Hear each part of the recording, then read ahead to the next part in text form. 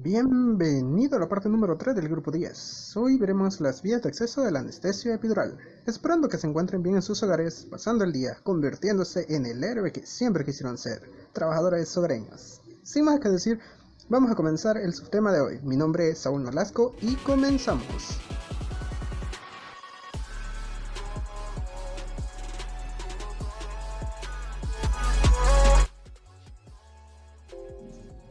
Las vías de acceso son un punto clave en la anestesia regional, ya que estas determinan el éxito de un bloqueo. Iniciaremos definiendo qué es una vía de acceso. Esos son canales que permiten al anestesista llegar a una región para poder dar un bloqueo.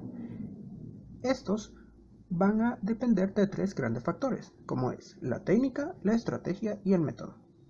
La técnica es el procedimiento mecánico, la estrategia es una guía de acciones a seguir, y el método es una fase intermedia, la cual dependerá de las acciones que nosotros proporcionemos. Como futuros anestesistas debemos de tener en claro esos conceptos que nos ayudarán en cualquier procedimiento anestésico. Dentro de la anestesia regional se tienen diferentes accesos para garantizar que el bloqueo sea exitoso. En este trabajo nosotros vamos a estudiar 4 vías de acceso al espacio epidural, que son las que tienen un uso mucho más frecuente, que son la vía de acceso de la línea media, la vía de acceso paramediana, la vía de acceso de Taylor, o también llamada vía de acceso paramediana modificada, y la vía de acceso caudal. Un dato de mucha importancia es que la distancia entre la piel y el espacio epidural es de 4 a 6 centímetros en el 80% de la población. Estos datos pueden variar dependiendo del régimen alimenticio que lleve la persona o el paciente. Es decir, que se va a ver modificado en personas desnutridas y personas obesas. Como ya hemos visto en las partes anteriores, existen diferentes puntos de referencia. Vamos a recordar aquellos que nos sirven un poco mejor para la anestesia epidural. Primero debemos determinar qué tipo de anestesia epidural es la que vamos a dar. Como saben, hay diferentes abordajes. Tenemos un abordaje cervical, un abordaje torácico, y un abordaje lumbar y un abordaje sacral. Entonces, los puntos de referencia más claves o más conocidos tenemos que son la vértebra prominente, es decir, C7, la raíz de la espina de la escápula o el omóplato, el espacio entre T1 y T2, el ángulo inferior de la escápula entre T4, el área del ombligo entre T10, el borde costal de la escápula, es decir, a 10 centímetros de la línea media, es decir, entre los espacios de L1 y L2, la línea de Jacobi o la línea de Tuffier, para una anestesia tanto epidural como raquídea, es entre L4 y L5, y la cara posterior superior de la espina ilíaca es C2. Ahora, vamos a iniciar hablando acerca de la vía de acceso de la línea media. Casi siempre esta se utiliza para la colocación de un bloqueo epidural en una posición descendente. Luego de instalar la monitorización, monitorizar al paciente, este se debe colocar en la posición adecuada y se prepara la parte lumbar de la columna vertebral y se recubre con campos estériles. Este se puede utilizar para cualquier tipo de anestesia, ya sea anestesia epidural o anestesia raquídea, ya que es un acceso simple, con pocas complicaciones. Sin embargo, si no se tiene una técnica adecuada, podemos lesionar al paciente. En la técnica nosotros tenemos de que esta vía depende de 8 puntos claves, los cuales son 1. La preparación del paciente. Tanto la posición del paciente como nuestra posición como anestesista es punto clave en este procedimiento. Luego de preparar el equipo, nosotros debemos de colocarlo siempre a nuestro lado dominante, es decir, en el caso de al lado derecho en el caso de ser diestros o al lado izquierdo en el caso de ser siniestros. Posteriormente identificamos el nivel vertebral al cual se entrará mediante los puntos de referencia que ya hemos visto. En este caso podemos utilizar la cresta de la espina ilíaca, es decir, entre un nivel de L4 y L5, recordando que por lo general la entrada de la anestesia epidural es entre L2 y L3 o entre L3 y L4. Posteriormente se infiltra la piel con un anestésico local mediante una aguja de 3.81 centímetros de una calibre 25, la cual se introduce en un punto medio de las dos vértebras adyacentes para que se forme una pápula lo suficientemente grande para que nosotros la podamos visualizar. Esta nos va a dar un punto de origen de nuestro espacio. Luego, nosotros infiltramos el anestésico local y esto nos servirá para dos grandes acciones. Uno, conocer el nivel en el cual nosotros vamos a dar el bloqueo. Y dos, este nos va a brindar una anestesia en el lugar, ya que la lesión que puede causar la aguja epidural o la aguja Tujai puede ser lo suficientemente grande como para que el paciente se pueda mover. Posteriormente, nosotros extraemos la aguja con la que infiltramos el anestésico, esperamos los 3 minutos para que haga el efecto del anestésico y ahora ya podemos insertar la aguja epidural con el estilete colocado. Un dato de suma importancia es que nosotros, donde colocamos la aguja del anestésico local, que dimos la analgesia local, ahí mismo tenemos que introducir la aguja epidural. En este caso nosotros, como es un campo estéril, apoyamos en la espalda del paciente el torso de la mano con la que nos inyecta y se sostiene con los dedos pulgar e índice el cono de la aguja epidural.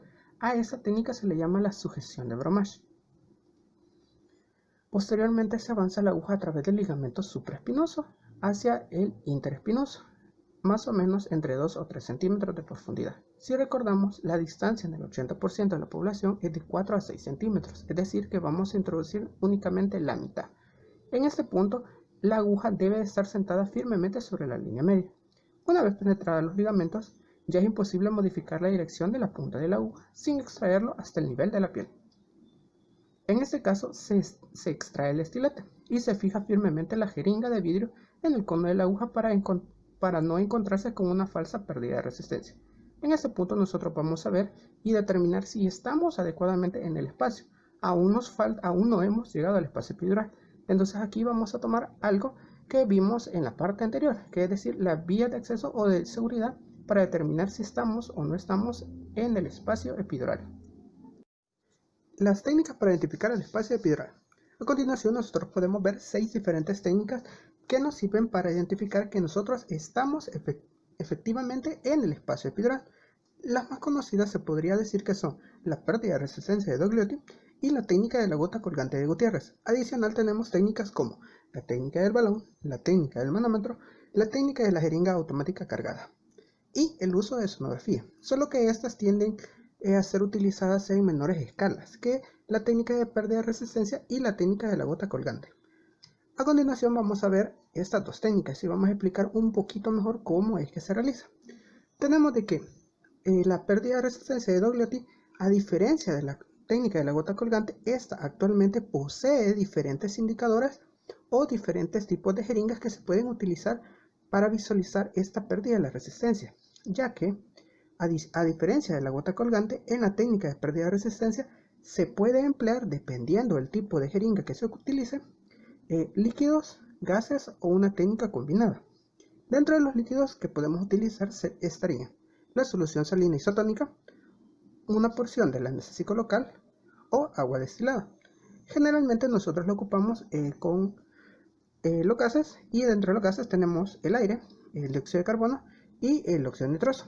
Estos dos últimos se ocupan muy poco en los hospitales debido a la demanda de ellos.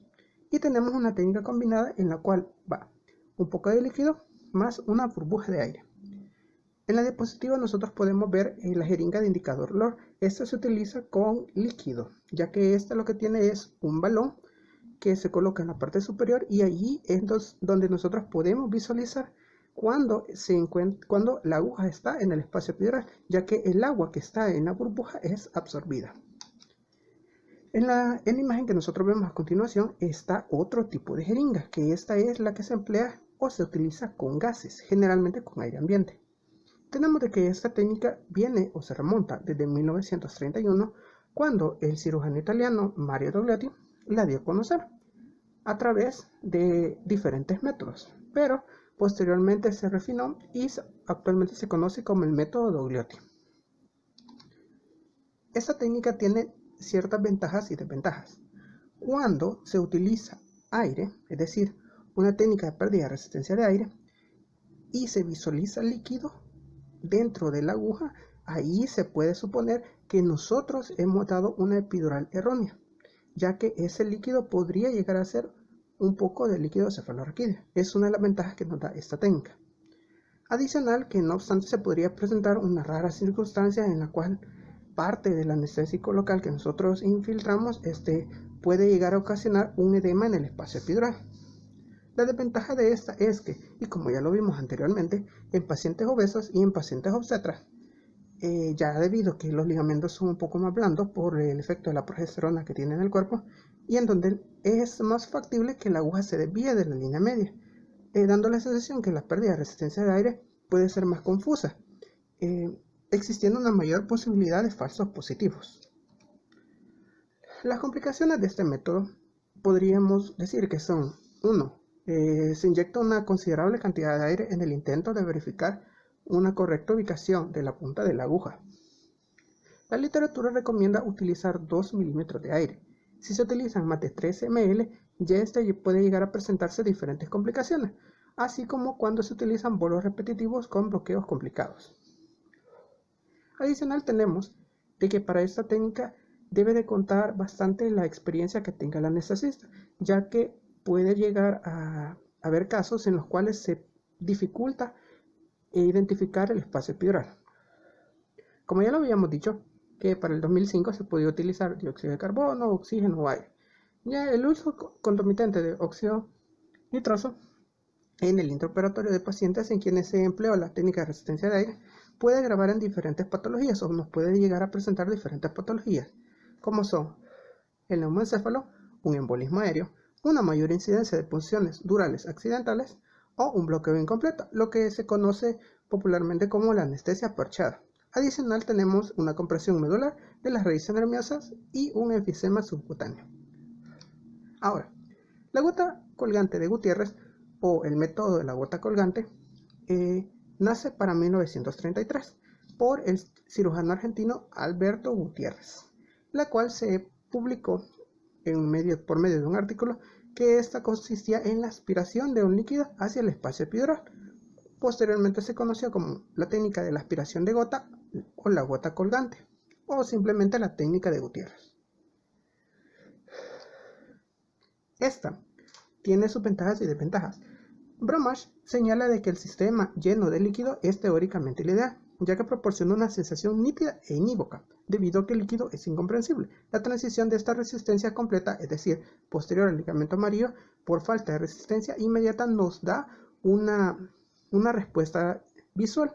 En estas, según estudios, se puede ver o se denomina que la presión puede pasar desde 689 centímetros de agua hasta 22 centímetros de agua por la misma pérdida de resistencia. Adicional tenemos de que en caso de una punción accidental de la dura madre se puede inyectar directamente en el espacio subaracnoideo una cantidad no controlada de anestésico local o la solución salina. En las desventajas: en caso de una punción dural accidental, su diagnóstico podría resultar más dudoso, puesto que el líquido cefalorraquídeo que fluye podría ser confundido con el suero inyectado. Y a comparación de la pérdida de resistencia de aire, existe la posibilidad de que cuando se utilice esta técnica con líquidos haya cierto riesgo de inyectar una sustancia equivocada, aunque también se ha descrito a este tipo de accidentes en la técnica de pérdida de resistencia de aire, generalmente cuando se utiliza líquidos para ver la pérdida de resistencia. Las complicaciones de la gota de Gutiérrez: tenemos de que existe la posibilidad de una compresión nerviosa tras la técnica de la pérdida de resistencia de Salino. Así se denomina también la gota de Gutiérrez. En este caso, a través de una resonancia magnética se puede evidenciar la presencia de una burbuja, pero estos casos se denotan cuando se utilizan volúmenes altos, es decir, volúmenes de 5 ml o más.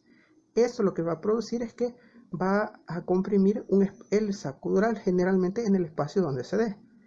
Como el espacio que más ocupa es entre L3 y L4, se puede evidenciar a ese nivel.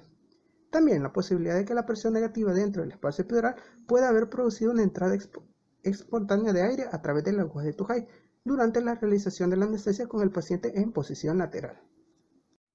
La vía de acceso paramediana. En este tipo de acceso, la experiencia del anestesista juega un rol muy importante, ya que este método ofrece una apertura mucho mayor en el espacio epidural que la vía de acceso de la línea media. Ahora, las indicaciones para el acceso paramediano son las siguientes.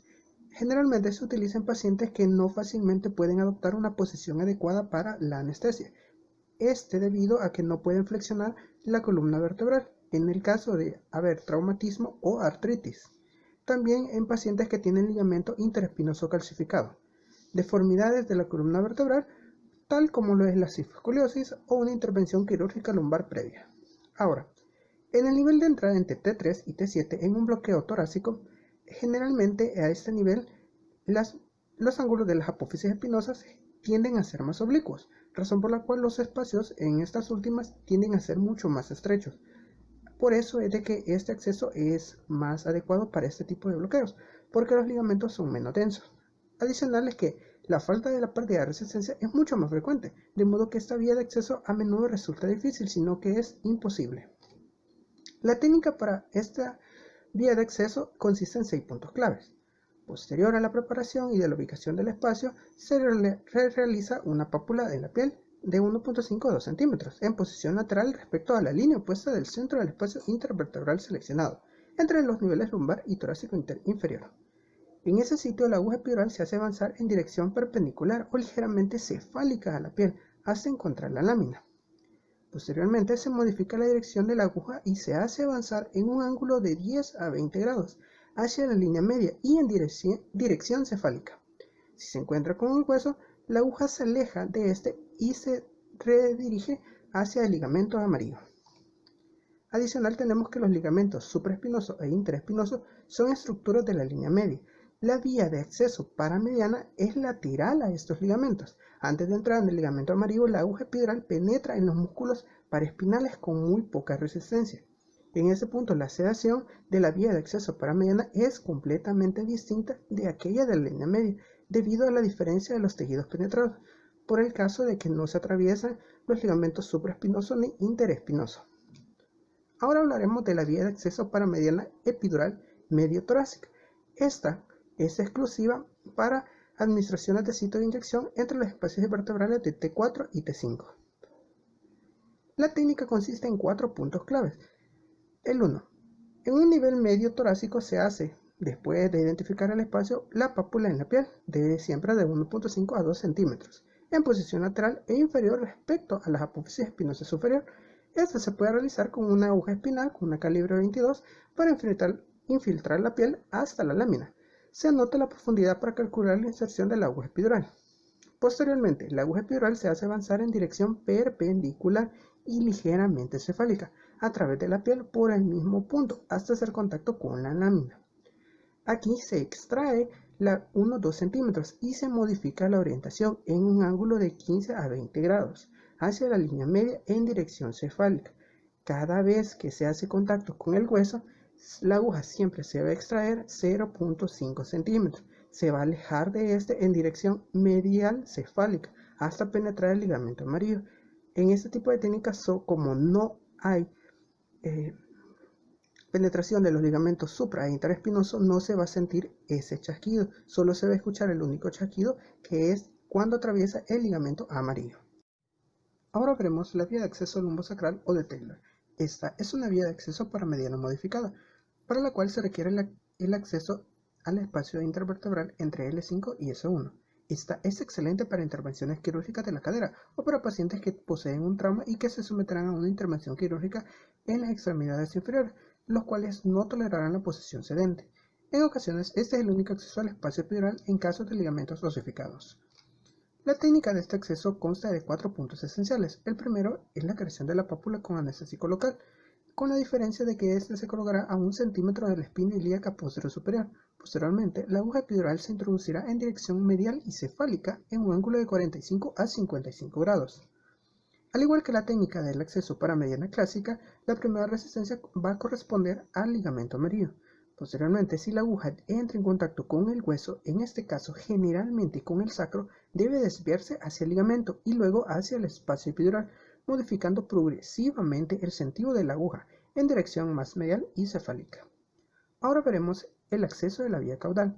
Esta técnica suele ocuparse más que todo en pediatría para la colocación del catéter epidural para analgesia postoperatoria. En adultos suele reservarse para procedimientos que requieren bloqueos de los nervios sacro y lumbares, generalmente en una herniografía inguinal o en una citoscopía. y epidurografía, así como la parálisis de adherencias en sujetos con dolor lumbar afectados por la radiculopatía a consecuencia de una intervención quirúrgica espinal. Ahora, para conocer esta técnica tenemos que saber las características que presenta el sacro. El sacro es un hueso triangular que, producto de la fusión de las 5 vértebras sacrales, al no estar fusionadas, el quinto arco vertebral forma una estructura conocida como el hiato sacro, la cual está cubierta por el ligamento sacrococcígeo, que éste se convierte en una extensión del ligamento amarillo, y en cuyos bordes se observan las prominencias óseas, conocidas como los cuernos sacrales o los cornos sacrales. Este es nuestro punto de acceso al espacio epidural sacral. Los puntos de referencia del sacro. Generalmente, por medio de una fluoroscopía, se identifica el surco por arriba del coxis. En casos contrarios, hay dos formas de identificarlos. 1. La localización de las espinas ilíacas posteriores y unirlas en una línea que corresponderá a uno de los lados de los triángulos equiláteros en cuyo vértice estará el hiato sacro. Y la 2 es manual. Con una presión firme se sienta el coxis con el dedo índice, a medida en que el dedo se mueve en dirección cefálica. El primer par de protuberancias óseas son los cuernos, los cuales son los que rodean el hiato. La técnica para el acceso caudal consiste en 7 puntos claves. El primero es la preparación de la piel y la colocación de los campos estériles. La segunda es, se coloca el paciente en la posición lateral o prona. Generalmente se ocupa una almohada bajo la pelvis en posición de prono.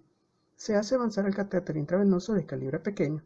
Se puede utilizar un 18 o un 23 y una aguja epidural calibre 20 en un ángulo de 15 grados, con el bisel hacia arriba, para evitar penetrar en la pared sacra anterior a partir de la espalda. Cuando la aguja perfora la membrana sacrococcígea, se percibirá un chasquido claro. Aquí el ángulo de la aguja se reduce a 160 grados, casi plana, hacia la espalda. Se debe avanzar no más de 1.5 centímetros, generalmente entre 5 a 7 milímetros, en adultos y no más de 0.5 centímetros en niños. Antes de inyectar el anestésico local, se aspirará para verificar si se extrae sangre o líquido cefalorraquídeo. Posteriormente se introduce el catéter epidural a través de la aguja hasta el nivel deseado. Ahora hablaremos acerca del implemento del bloqueo epidural cervical. Como nosotros ya sabemos, el epidural se puede colocar a cualquier nivel de la columna vertebral. En este caso lo vamos a hacer a nivel cervical. El uso de inyecciones epidurales de esteroides a nivel cervical es muy común para el manejo de múltiples condiciones del cuello. Aquí vamos a ver 2 puntos, la anatomía y la técnica. Dentro de la anatomía de la epidural cervical, conocemos de que las apófisis espinosas no se encuentran anguladas, por lo que permite el abordaje del espacio epidural mediante una punción tangencial. El espacio epidural cervical se encuentra obliterado, generalmente entre el orificio occipital mayor y C2, por lo que el grado del bloqueo superior es variable. A su vez, la apófisis espinosa de C7 es la más prominente de las apófisis espinosas del cuello y sirve como nuestro punto de referencia para la realización del bloqueo epidural cervical. El ligamento amarillo es bastante fino y superficial, siendo el espacio intervertebral entre C7 y T1 el más amplio y fácil de abordar. En la región cervical baja, la anchura del espacio epidural es de entre 1.5 y 2 milímetros, ensanchándose hasta por debajo de C7, llegando a medir entre 3 a 4 milímetros. La técnica de la epidural cervical dependerá de 3 puntos claves, lo que son la posición del paciente, la posición del anestesista y la metodología del bloqueo. Dentro de la posición del paciente, para obtener una máxima flexión y estabilidad de la columna vertebral, se coloca al paciente en decúbito lateral con una leve alineación del plano de la columna mediante un apoyo, o se puede en sedestación con el cuello flexionado y la cabeza apoyada sobre el plano estable para permitir flexionar la cabeza intentando conectar el mentón con el esternón. La posición del anestesiólogo respecto al paciente. Este se debe colocar en bipedestación de frente al tronco del paciente y con los ojos en los mismos planos vertical y horizontal que la aguja de punción. La metodología de la realización del bloqueo en el abordaje medial, y esa se debe tomar como referencia a la apófisis espinosa de C7, que es la más prominente. El bloqueo se puede realizar entre los espacios de C6 y C7 o entre C7 y T1. La posición se realiza con una angulación de 45 a 60 grados con horizontal. Con la aguja epidural, con aleta de sujeción en el pabellón, se puede emplear el método de pérdida de resistencia o de la gota pendiente para la detención del espacio epidural. La aguja se debe introducir lentamente apreciándose la pérdida de resistencia con mucha facilidad. Para terminar esta parte hablaremos acerca del implemento del bloqueo epidural torácico. En ese punto, el bloqueo epidural a nivel torácico es una técnica muy utilizada para dar analgesia y anestesia metamérica. Aquí solo hablaremos acerca de la anatomía y de la técnica, ya que posteriormente se hablará de la farmacología y del efecto farmacológico en cada bloqueo. Empezaremos hablando un poco de la anatomía. Tenemos y consideramos de que las apófisis espinosas de T12 a T9 tienden a ser un poco más estrechas, más próximas y tienen una anulación aguda hacia abajo que dificulta la localización del espacio epidural. Como se puede observar en la diapositiva, posteriormente de T9 a T12, la apófisis espinosa tiende a ensancharse, a tomar una posición más ancha y los espacios se empiezan a abrir, lo cual facilitaría la punción. En la técnica tenemos de que esta se basa en 4 puntos claves, lo que son la posición del paciente, la posición del anestesista, la metodología del bloqueo y el acceso que se le va a dar, es decir, un acceso de línea media o paramediana. En la posición del paciente tenemos de que para obtener una máxima flexión y estabilidad de la columna hay que colocar al paciente en decúbito lateral o en sedestación, con el cuello flexionado y los pies apoyados en una silla, con los hombros sostenidos por un ayudante y los brazos doblados y apoyados en la cara anterior del muslo. Posteriormente tenemos de que la posición del anestesista respecto al paciente, esta será de sedestación de frente al tronco del paciente, siempre mirando los planos verticales y horizontales en la aguja de punción. La metodología de la realización del bloqueo. En la zona torácica la presión negativa del espacio epidural es más acentuada que en otras zonas, por la transmisión de las presiones respiratorias negativas de la caja torácica. Para localizar el espacio epidural se puede utilizar la técnica de la gota pendiente. En este punto no se recomienda hacer la técnica de pérdida de resistencia, ya que por las presiones negativas de la caja torácica tiende a dar falsos positivos. Por eso es que se puede utilizar mejor la técnica de la gota colgante. Como el último punto serían los de los accesos. Se puede colocar un acceso medial. En este, el espacio epidural se localiza a través del espacio intraespinoso por debajo del extremo caudal de la apófisis espinosa, donde se coloca la aguja en un ángulo recto con respecto a la piel y se contacta con el borde próximo del proceso espinoso, situado al nivel más caudal. Esta apófisis se utiliza como guía y la punta de la aguja se introduce paralelamente a la misma hasta alcanzar el ligamento amarillo. Ahora, el acceso paramediano es similar, solo que en este se utiliza el mismo punto de referencia como marcador para encontrar el espacio intraespinoso que está por debajo. La punta de la aguja se introduce de 1 o 2 centímetros por debajo y por afuera de ese punto, en ángulo recto en relación a la piel hasta alcanzar la lámina vertebral. A continuación, la aguja se retira ligeramente y se reorienta en sentido cefálico y medial. Si la aguja choca con el hueso, se repite el proceso de angulación hasta que éste pasa por el redoble superior de la lámina y se introduce por el ligamento amarillo. En ambos abordajes, el catéter se introduce con mucha más facilidad que en el abordaje lumbar. Y hasta aquí llega mi parte sobre las vías de acceso en anestesia epidural, agradeciendo a todos por su tiempo e incentivándolos a no rendirse y seguir con la lucha de hoy. Mi nombre es Saúl Velasco y ha sido un gusto explicarles un poco acerca de ese maravilloso tema. Mil gracias a todos.